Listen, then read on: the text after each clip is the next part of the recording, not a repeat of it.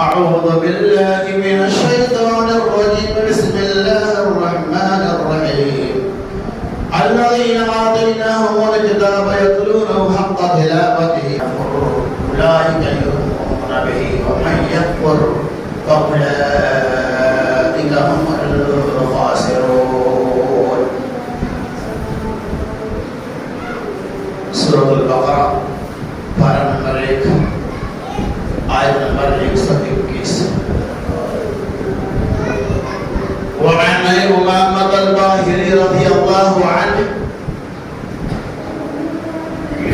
قال سمعت رسول الله صلى الله عليه وسلم يقول اقرأوا الكتاب اقرأوا القرآن فإنه يأتي يوم القيامة شفيعا لأصحابه. رواه مسلم. وعن عثمان بن عفان رضي الله عنه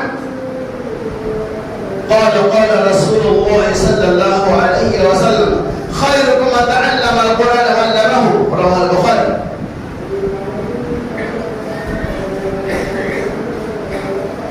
حضرت کی حمد و تعریف بڑائی اور کی بڑائی تنہا اور خوبی تعریفات اور بے شمار تصریحات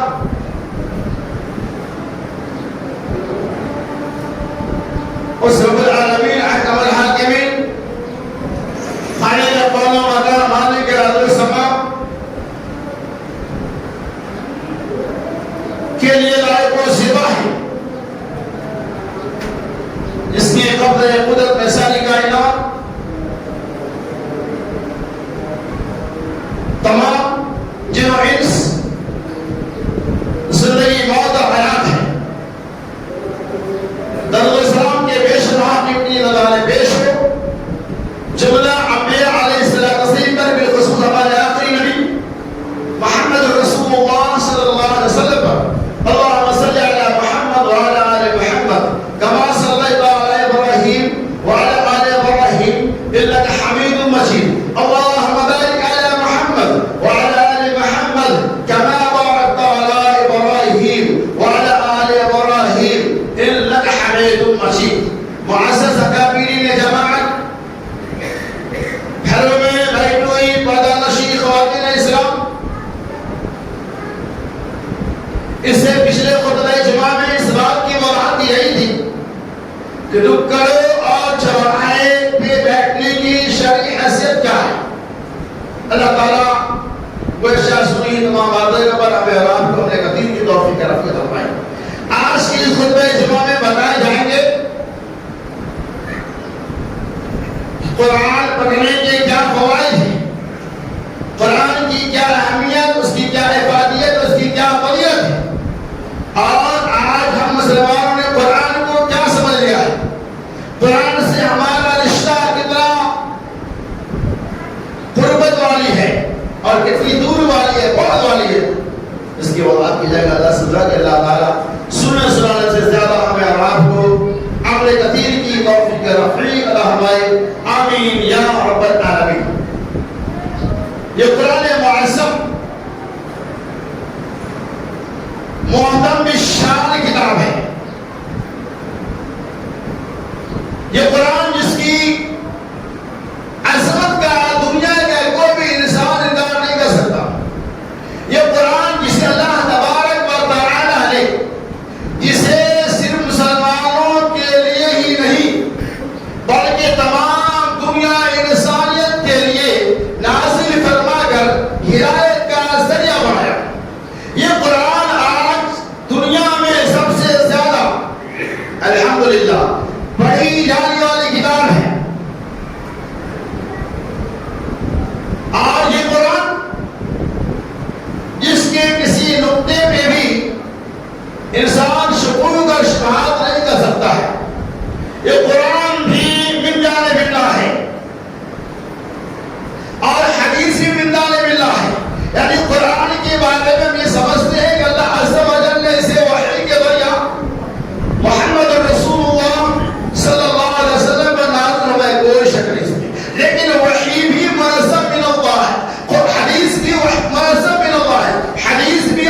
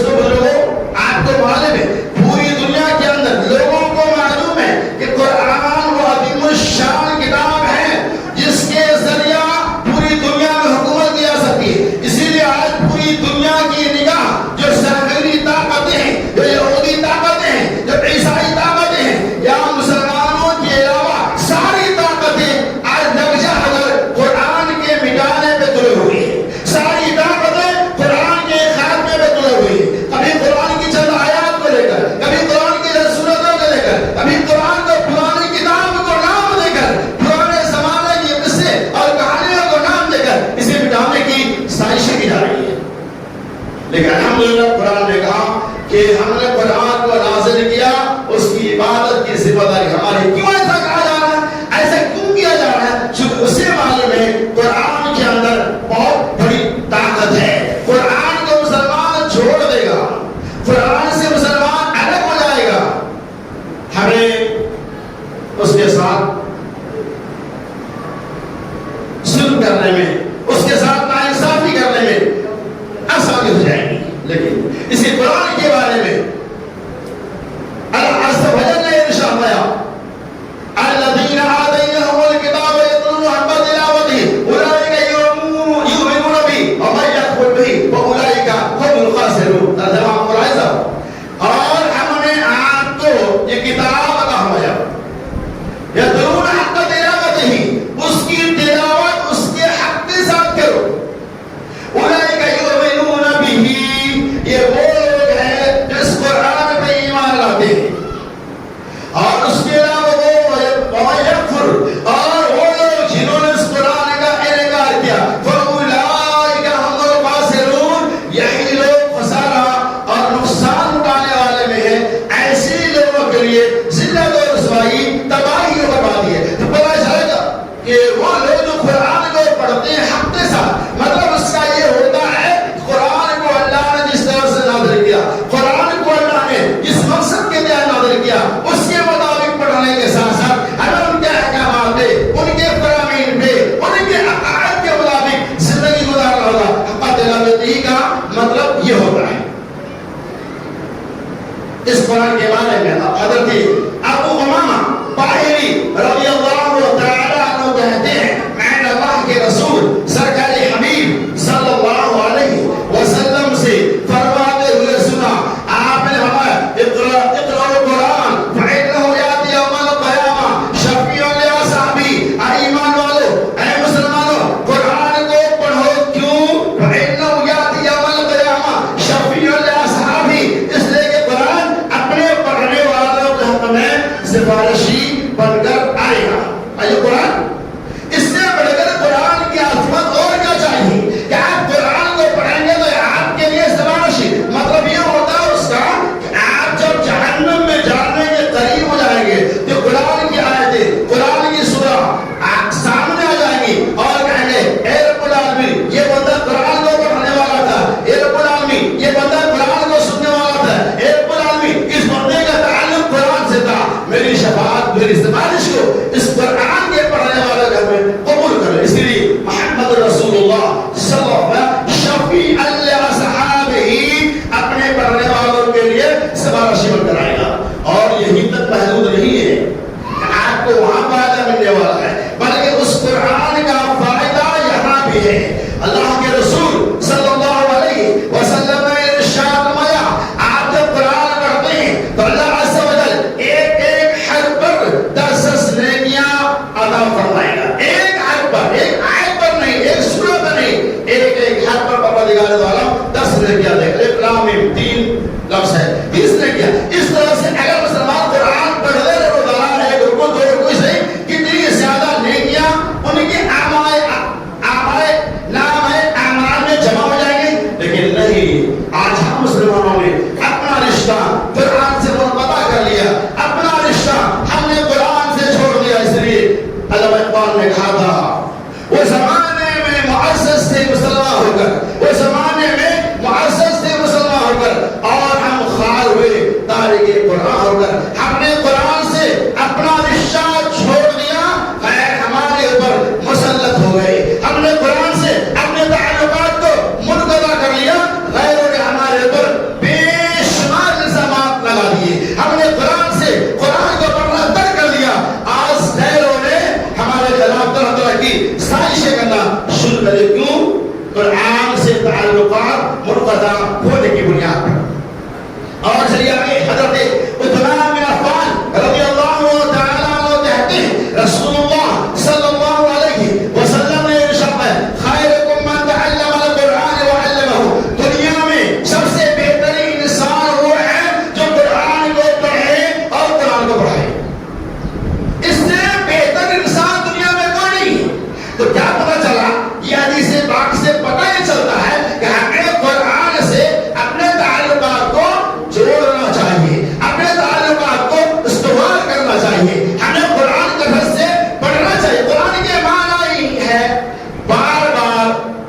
جانے والی کتاب اور اللہ کے رسول خیرکم من تعلم القرآن. دنیا میں سب سے بہترین طبقہ، سب سے بہترین انسان وہ ہے جو قرآن کو پڑھے اور قرآن کو پڑھے. قرآن کی الگ ہی عظمت، اس کی الگ ہی برکت ہے.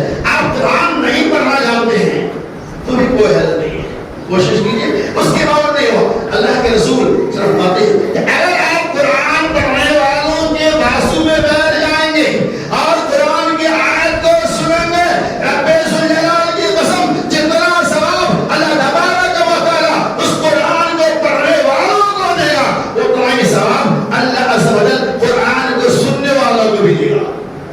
یہ قرآن کی عظمت. دنیا کی کوئی بھی کتاب پڑھو اس میں کچھ ثواب نہیں ملنے والا ہے. کوئی بھی کتاب حدیث ہی پڑھنے میں ثواب نہیں ملے گا، عمل کر رہے ہیں تو ثواب ملے گا.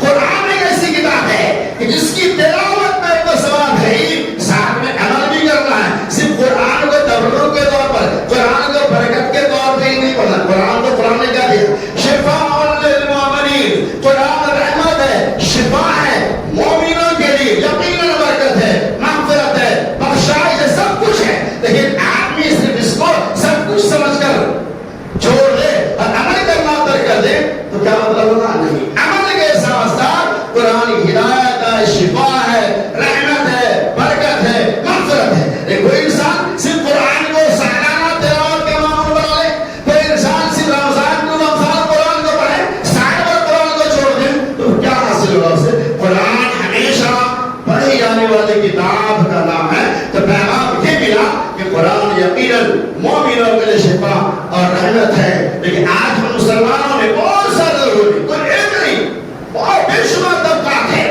جنہوں نے قرآن کو صرف تبرک کے طور پہ استعمال کیا، قرآن کو صرف برکت کے طور پہ استعمال کیا، قرآن کو صرف اپنے فائدے کے لیے استعمال کیا. نہیں، قرآن صرف برکت کے لیے نازل نہیں ہوا. قرآن کو ہم نے مردوں کو بخشوانے کے لیے سمجھ لیا، ہم نے قرآن کو قرآن خانی کے لیے سمجھ لیا. سنیں ایک بات بتاؤ، قرآن خانی کرانا، قرآن کو مردے کے لیے، قرآن کو مردے کے دفنانے کے بعد قرآن کو بخشش کے لیے پڑھوانا، دو چیز اور بھی کیا. علامہ امام تیمیہ رحمۃ اللہ علیہ، علامہ امام ابو حنیفہ رحمۃ اللہ علیہ، امام مالک رحمۃ اللہ علیہ اور امام ابن تیمیہ رحمۃ اللہ علیہ نے فتویٰ دیا ہے اگر کوئی قرآن کو دفن کرنے کے بعد بخشائش کے لیے کوئی قرآن کو قرآن خانی کے لیے پڑھاتا ہے، یہ چار قول میں حرام ہے. اس میں امام حنیفہ رحمۃ اللہ علیہ کا بھی قول موجود ہے. آپ بتائیے آج لوگ کیا کرتے ہیں؟ یہی تو کر رہے ہیں. نہیں، قرآن کو اللہ نے ہدایت کا ذریعہ بنایا اور قرآن ایسی کتاب ہے اس کا شفا ہی شفا ہے، برکت ہی برکت ہے. لیکن صرف برکت کے لیے استعمال کرنا یہ قرآن کے ساتھ انصاف نہیں ہے، نا انصافی ہے. قرآن کے ساتھ انصاف یہ ہے اسے پڑھا جائے، اس کی تلاوت کی جائے، اس کے اوپر عمل کیا جائے تو ہم کو فائدہ ملے گا. اور چلیے آگے. عن ابی ہریرہ رضی اللہ عنہ قال قال رسول اللہ صلی اللہ علیہ وسلم لا تجعلوا بیوتکم قبورا ان الشیطان ينفر من البیت الذی تقرأ فیہ سورۃ البقرہ. رواه مسلم. حضرت ابو ہریرہ رضی اللہ تعالی عنہ کہتے ہیں رسول اللہ صلی اللہ علیہ وسلم نے ارشاد لا تجعلوا بیوتکم قبورا، اے ایمان والو، اے مسلمانوں، اپنے گھر کو قبرستان نہ بناؤ. لا تجعلوا بیوتکم قبورا ان الشیطان ينفر من البیت الذی، اس گھر سے شیطان بھاگ جاتا ہے جس گھر میں تقرأ فیہ سورۃ البقرہ، جس گھر میں سورہ بقرہ کی تلاوت کی جاتی ہے، جس گھر میں سورہ بقرہ پڑھا جاتا ہے اس گھر سے شیطان بھاگ جاتا ہے. یہ قرآن کی عظمت ہے. لیکن آج ہم مسلمانوں نے قرآن کے بارے میں نبی صلی اللہ علیہ وسلم نے نسخہ دیا اس سے گوش دور ہے اور من چاہی، نفس چاہی، اپنے مرید چاہی امر و تعویذ کر لیا. قرآن کو لوگ تعویذ کے طور پہ استعمال کرتے نہیں. قرآن شفا پڑھو، جیسے بھی ٹوٹی پھوٹی زبان میں پڑھیں گے تو بھی اللہ عز و جل آپ کو اس کے اوپر اجر دے گا، ثواب دے گا. خوش ہے اگر آپ ٹوٹوں کو پڑھ رہے ہیں، اگر ابد کا پڑھ رہے ہیں. امام کائنات قرآن کی عظمت ہے. امام کائنات محمد رسول اللہ صلی اللہ علیہ وسلم جو بندہ قرآن پڑھنا نہیں آتا لیکن تھوڑا وہ کوشش کرتا ہے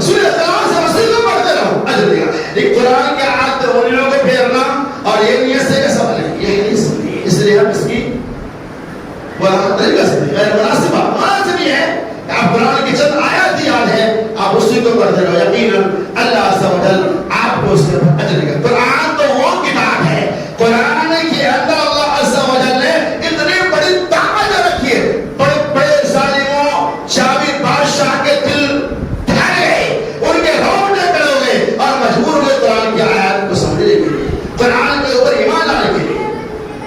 قرآن کو اللہ نے بہت آسان نازل کیا، قرآن بالکل آسان کتاب ہے، لیکن ہم مسلمانوں کا ایک بہت بڑا طبقہ اللہ نے صحیح سمجھ کی توفیق لگا یہ کہتے